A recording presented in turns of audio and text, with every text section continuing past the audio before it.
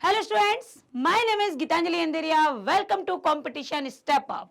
जी हाँ, competition step up, क्योंकि उड़ान सीरीज हमारी चल रही है एसएससी जीडी का एग्जाम, जो कि आपको पता है और आप बड़ी बेसब्री से इंतजार में भी हैं। लेकिन आएगा इंतजार, देखो पेपर तो होगा, इंतजार भी पूरा होगा, लेकिन उसके लिए पहले तैयारी की जरूरत है। तो हमारी जो उड़ान सीरीज चल रही है, इसमें हमने अभी तक 9 प्रैक्टिस पेपर कर लिए हैं। तो बाकी के जो विद्यार्थी हैं इस परीक्षा के, वो मतलब प्रतिभागी जो रहेंगे, वो ना घबराएं, क्योंकि आपके लिए ये हमारे कंपटीशन चैनल पर अपलोड हो चुके हैं। आप प्रतिदिन का या जब जब बनता है आप उसको देख सकते हैं, तो जरूरत नहीं है घबराने की। लेकिन आज यदि मेरे साथ आप हैं तो ये आप पढ़ सकते हैं सीधा, इसकी प्रैक्टिस हम कर सकते हैं। ये 10वां हमारा प्रैक्टिस पेपर है। तो पहला प्रश्न है, निम्नलिखित वाक्य के किस शब्द में वर्तनी संबंधी अशुद्धि है? तो तूफान, मैंने पढ़ा भी, देखो कैसा है। तूफान जो लिखा वो पढ़ूंगी भाई। तूफान से डरकर नौका पार नहीं होती, और कोशिश करने वालों की कभी हार नहीं होती। तो करते जाइए ना कोशिश, पहले से ही ले लेते हैं। तूफान नहीं होता है भाई, तूफान होता है, बड़े ऊ की मात्रा लगती है। तो तूफान यहाँ पर क्या है? अशुद्धि है। अगला प्रश्न देखिए, दिए गए वाक्य में प्रयुक्त गलत विभक्ति के चिन्ह के स्थान पर सही विभक्ति का चिन्ह होगा। क्या होगा? छुट्टियों में सभी बच्चों का अपने मम्मी पापा के साथ घूम जाने का कार्यक्रम बना लिया गया था। ध्यान से पढ़ना, छुट्टियों में सभी बच्चों का अपने मम्मी पापा के साथ घूम जाने का कार्यक्रम बना लिया था। घूम की घूमने, ने यहां पर प्रयोग होगा। अगला, रेखांकित शब्द समूह के लिए सर्वाधिक उपयुक्त विकल्प चुनें। रेखांकित शब्द समूह के लिए सर्वाधिक उपयुक्त विकल्प चुनें। आज दोपहर के बाद मैं व्यस्त हूं। तो यहाँ पर दोपहर के बाद के समय के लिए क्या कहा गया है? क्या हम उसकी जगह सुबह लिखें? क्या मैं पूर्वाहन लिखूं, या अपराहन लिखूं, या भोर लिखूं? देखिए, जो पूर्वाहन है ये है दोपहर के पहले का समय। अपराह्न जो है वो है दोपहर के बाद का समय। भोर जो है वो है प्रातः काल, और सुबह भी उसी को कहते हैं। तो आप बताइए क्या आना चाहिए? जी हाँ, हम अपराह्न लगाएंगे तो ये बिल्कुल सही होगा। जो कम बोलता है, वाक्यांश के लिए एक शब्द बताइए। जो कम बोलता है उसको क्या कहेंगे हम? अल्पभाषी, मितभाषी, मृदुप, अपभाषी, या कटुभाषी? तो कटु मतलब कड़वा, अप मतलब नहीं, मृदुप मतलब मीठा। लेकिन ना मीठे की बात, ना बोलने की बात, ना कड़वे बोलने की बात, कम बोलने की बात है। तो मितभाषी उसका उत्तर होगा। राधा गौर वर्ण की, गौर वर्ण अर्थात गोरा रंग, गौर वर्ण की है, सुंदर महिला थी। वाक्य में प्रयुक्त वर्ण शब्द निम्न में से किस अर्थ को व्यक्त करता? वर्ण, ठीक है ना। वर्ण शब्द हमारे वर्णमाला का वर्ण नहीं है, ये वर्ण संस्कृत शब्द है, तत्सम शब्द है। तो वर्ण किसके लिए? राधा गौर वर्ण की, गोरे, मैंने बहुत बताया भी अभी, गोरे रंग की। तो किसके लिए प्रयोग है? वर्ण, रंग के लिए प्रयोग है। ध्यान रखना, तत्सम शब्द आते हैं बिल्कुल संस्कृत वाले। तुम्हारे चले जाने से मुझे बहुत दुख हुआ। रेखांकित शब्द का उचित पर्यायवाची बताइए। दुख है रेखांकित, तो दुख को क्या कहेंगे? ईर्ष्या, इप्सा, इप्सा तो कोई नहीं, व्यथा, तापस, या वेशर? जब हमें दुख होता है, जब हमें कष्ट होता है, तो उसके लिए शब्द लेते हैं हम व्यथा। जी हाँ। घर में गंगा बहाना। गंगा इतनी पवित्र है और उसके लिए मुहावरा बन गया। घर में गंगा बहाना का सही अर्थ है निश्चल व्यक्ति होना। रोज गंगा स्नान, घर में गंगा है तो रोज ना हो। घर में सभी सुविधाएं हो और धार्मिक प्रवृत्ति का होना। गंगा केवल नाम आने से हम धार्मिक प्रवृत्ति के नहीं हो जाएंगे, लेकिन कहते ना, तुम्हारे तो गंगा में मतलब हाथ धोने गए नदी में, बहती गंगा में हाथ धोना। तो कहते ना, अवसर ना चूकने देना, कुछ फायदा कर लेना।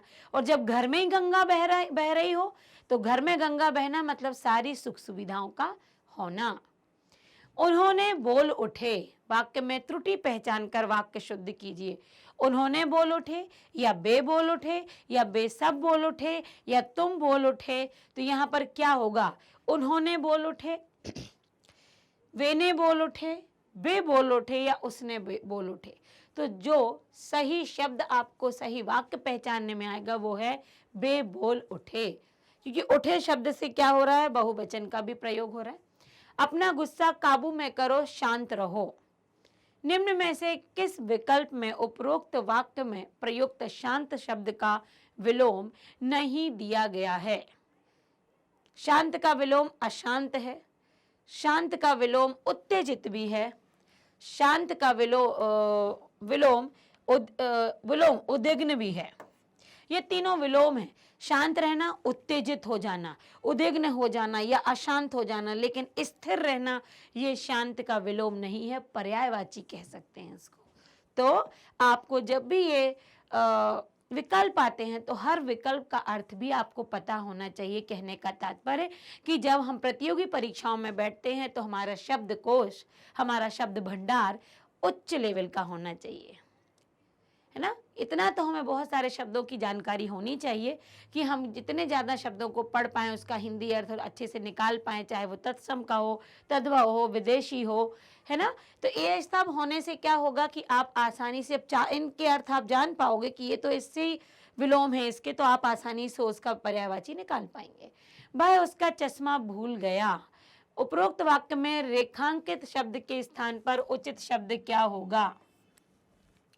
वह क्या चश्मा, वह कुछ, वह अपना या किसका, क्या लगेगा? वह उसका चश्मा भूल गया, वह किसका चश्मा भूल गया। अब किसका होता तो यहाँ क्वेश्चन मार्क होना चाहिए, है ना। वह कुछ चश्मा तो हो ही नहीं सकता, वह क्या चश्मा भूल गया ये भी नहीं सही प्रश्नवाचक नहीं होगा, पर चूंकि प्रश्नवाचक नहीं लगा है इसलिए अपना, वह अपना चश्मा भूल गया। चलिए, ग्रामवास। ग्रामवास उपयुक्त वाक्य में रिक्त स्थान के लिए उपयुक्त विकल्प में से क्या होगा? ग्रामवास का अभिप्राय होता है ग्राम से वास करना, से अभिप्राय होता है ग्राम में वास करना, से अभिप्राय होता है ग्राम के लिए वास करना, और अभिप्राय होता है ग्राम द्वारा वास करना। वैसे वास है क्या? अरे निवास, वही अर्थ निकलता है। गांव में जब हम वास करते हैं तो ग्राम वास होता है ना। ना तो गांव से वास करते हैं, ना गांव के लिए और ना गांव के द्वारा। अगला है जानने की इच्छा करने वाला। ये आपका वाक्यांश के लिए उचित शब्द क्या होगा? जानने, देखिए युद्ध की इच्छा वाला तो युत्सु हो जाता है, दूर का देखने वाला दूरदर्शी होता है, इंद्रियों को जीतने वाला जितेंद्रिय होता है, तो बच गया कि जानने वाला जिज्ञासु होता है। यस, अब फिर मैं आपसे वही कहूंगी, यदि आप इन वाक्यांशों को के एक शब्द को जानते हैं, अनेक वाक्यों में से अनेक शब्दों का एक शब्द यदि आप जानते हैं किसके लिए प्रयोग होते हैं तो तुरंत आप इसका निकाल सकते हो। छलनी से छानना आपको आना चाहिए, तो आपका उत्तर छनकर बाहर आ जाएगा। वर्तनी की दृष्टि से शुद्ध वाक्य का चयन कीजिए। वर्तनी मतलब जो हम लिखते हैं, उसकी दृष्टि से बताइए क्या सही होना चाहिए, क्यों, कौन सा वाक्य शुद्ध है। काम पूरा कर डालो नहीं तो जुर्माना होगा। इस समय सर्दी है इसलिए तो ये गलत लिखा है। कोट पहन लो, वक्त निकल जाता है पर बात याद रह जाती है। यहाँ दोष गलत है, तुम्हारा है तो इसको मुझे विश्वास नहीं। वक्त, काम पूरा कर डालो नहीं तो जुर्माना होगा, तो शुद्ध यही है। इसमें काम पूरा नहीं होता है, काम पूर्ण कर लो। वक्त सही है, तो यहाँ पर जो ये तीसरा है वो सही है। अब इसके लिए देखिए, दो तो हमें अलग दिख रहे हैं इसलिए गलत लिखा है, दोष गलत। इनमें आप भ्रमित होगे क्योंकि आप सामान्य भाषा में कहते हैं यार काम पूरा कर दो नहीं तो जुर्माना लगेगा, पर सही मानक भाषा होती है काम पूर्ण कर डालो नहीं तो जुर्माना होगा। तो यहाँ वक्त वाला एकदम सही है। अगला चलते हैं। रोहन ने महंगा सफारी सूट पहन रखा था और उसके साथ फटे हुए चमरोधे जूते पहन रखे थे। ये तो वही हुआ। अब इसके लिए बताओ क्या मुहावरा प्रयोग करेंगे आप? आधा तीतर आधा बटेर, आधा गंगा आधा जमुना, रंगा सियार दिखने में अलग असल में अलग। आधा तीतर आधा बटेर, मतलब आधा तो बड़ा तीतर दिख रहा है, बड़ा सुंदर सा, और आधा बेकार। तो आधा तीतर आधा बटेर, आधा कार्य अच्छा, आधा व्यक्ति अच्छा और आधा बेकार, मतलब आप काम पूर्ण तरीके से अच्छा ना होना या सही उसमें रूप में ना होना। चलिए अगला। रमेश को जब उत्तर नहीं मिला तो वह दूसरी तरफ चला गया। वाक्य में प्रयुक्त उत्तर शब्द निम्न में से किस अर्थ को व्यक्त करता है? उत्तर नहीं मिला, क्या उत्तर दिशा है, क्या उत्तर जवाब है, क्या उत्तर नाम है, और क्या उत्तर पिछला है या अतीत है, क्या है? तो यहाँ उत्तर जो है वो जवाब के लिए है कि जब उसको जवाब नहीं मिला तो वह दूसरी तरफ चला गया। ये ऐसे आपको वाक्य बहुत आसानी से मिलेंगे। यहाँ से आपका गद्यांश आता है, गद्यांश आपको देखना है, पहचानना है। परमात्मा ने सभी नर नारियों की आंखों में खालिस्तान दिए हैं। सपने देखते हैं, आंसू दिए हैं, मुस्कान दिए हैं तो नहीं होगा, मुस्कान दी है होता।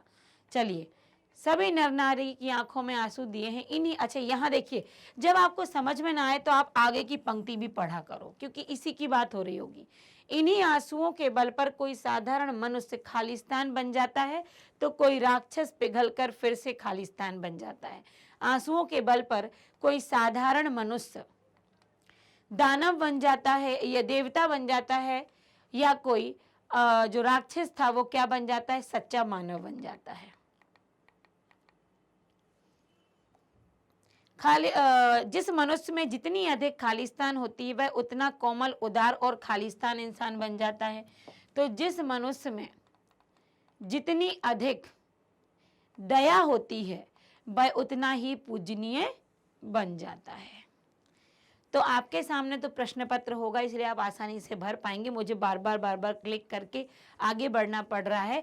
तो ये देखिए, आप हर प्रारूप में वही हैं, बस प्रश्न बदलते गए हैं। हम इन्हीं प्रश्नों का अभ्यास करना है कि इसमें क्या होगा। तो यहाँ हमारे जो 20 प्रश्न थे, मैंने आपसे कहा हर सीरीज में, हर एक सेट में, इस सीरीज के सेट में आपको 20 ही प्रश्न मिलेंगे। हम 20 ही खेल रहे हैं, मैं इससे आगे नहीं बढ़ूंगी।